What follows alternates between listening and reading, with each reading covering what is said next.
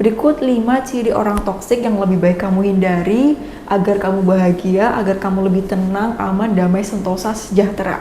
Tonton videonya sampai akhir dan coba cek apakah orang yang ada di sekitar kamu termasuk dalam 5 kategori ini.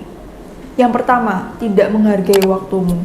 Pernahkah kamu janjian sama teman kamu jam 8 tapi dia datangnya jam 8.20, 8.30 atau bahkan jam 9 baru datang? Dan ini bukan cuma terjadi sekali aja tapi sampai berkali-kali. Pernahkah seperti itu? Jika iya, berarti dia termasuk orang yang tidak bisa menghargai waktu yang kamu punya. Kita tidak bisa membeli waktu, itu adalah sebuah hal yang benar.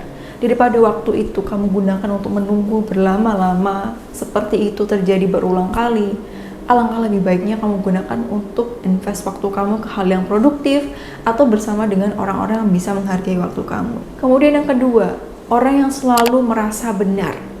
Pernahkah atau adakah di sekitar kamu seorang teman atau beberapa orang teman yang ketika dia salah, kamu mencoba untuk mengingatkan, kamu mencoba untuk meluruskan agar kondisi lebih baik, tapi dia ngeyel banget, tapi dia susah banget dibilangin dan merasa selalu benar.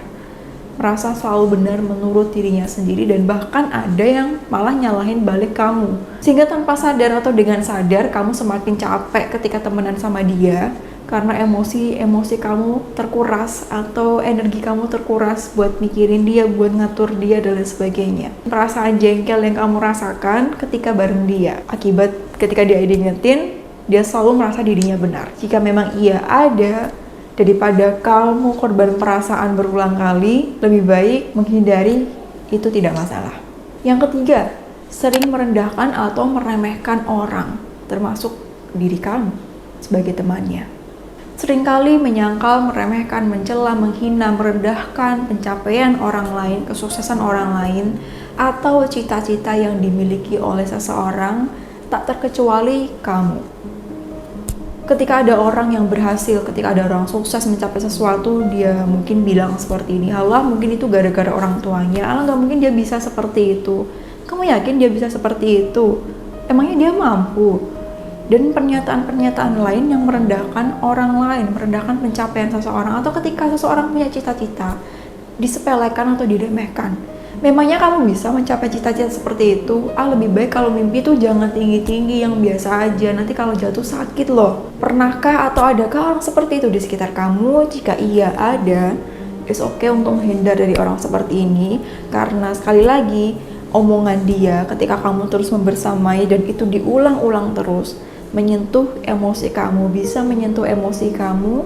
Kemudian jika ini diulang-ulang terus, akan membentuk sebuah repetisi dalam pikiran. Ketika sesuatu diulang-ulang, dipengaruhi dengan emosi, akan mempengaruhi bawah sadar seseorang dan membentuk sebuah keyakinan, oh iya bener ya, lebih baik aku nggak usah mimpi tinggi-tinggi, lebih baik aku jadi orang biasa aja, kayaknya aku nggak mampu deh mencapai seperti itu. Bahayanya seperti itu. Jadi ada orang yang punya cita-cita tinggi tapi lingkungannya buruk dan juga suka meremehkan dirinya, dia bisa tidak percaya terhadap potensi yang dia punya karena sering dengar kata-kata negatif terhadap dirinya sendiri. Dari temennya itu, dari orang yang katanya temannya. Jadi, jika kamu notice ada orang seperti ini di sekitar kamu, sementara kamu tidak tahu kekuatan diri kamu seperti apa agar tidak terpengaruh dari omongan dia, gak apa-apa banget kamu batasi interaksi kamu dengannya. Karena ketika kamu berinteraksi banyak dengannya, takutnya nanti kamu jadi terpengaruh dan jadi gak percaya diri terhadap impian ataupun potensi yang kamu punya. Seperti itu. Yang keempat, orang yang sering playing victim. Seringkali seolah-olah dia menjadi korban dalam suatu hal, suatu kejadian atau suatu momen ketika jelas-jelas dia salah, tapi ketika dicoba untuk diluruskan, diingatkan agar diperbaiki, malah memutar balikan fakta dan seolah-olah dia menjadi korban. Sehingga ketika kamu notice ada orang seperti ini di dalam circle kamu, di dalam dunia persahabatan yang kamu punya, gak apa-apa jika kamu batasi interaksi dengannya. Karena ini adalah salah satu ciri orang yang manipulatif dalam arti yang negatif, yang bisa mempengaruhi ke hal yang negatif juga.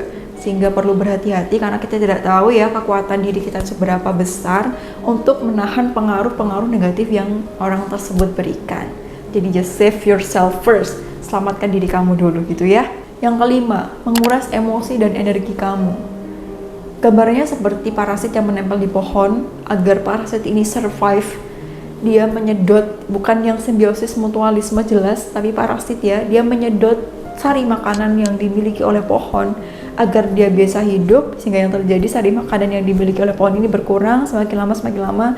Dan kalau dibiarkan, jika parasit ini jelas-jelas buruk dan negatif, yang terjadi pohonnya ini bisa mati, bisa layu, seperti itu. Sehingga ketika kamu bersama dengan orang yang menguras emosi dan energi kamu, kayak selalu ingin menang, kemudian pengennya diprioritaskan, mengorbankan waktu dan emosi kamu, kemudian selalu playing victim, manipulatif dalam hal negatif, kemudian selalu mengajak ke dalam hal yang buruk, meremehkan kamu, bikin semakin gak percaya diri, dan lain sebagainya, intinya mengarahkan kamu atau mengajak kamu ke dalam hal negatif, lebih baik dihindari, itu nggak apa-apa.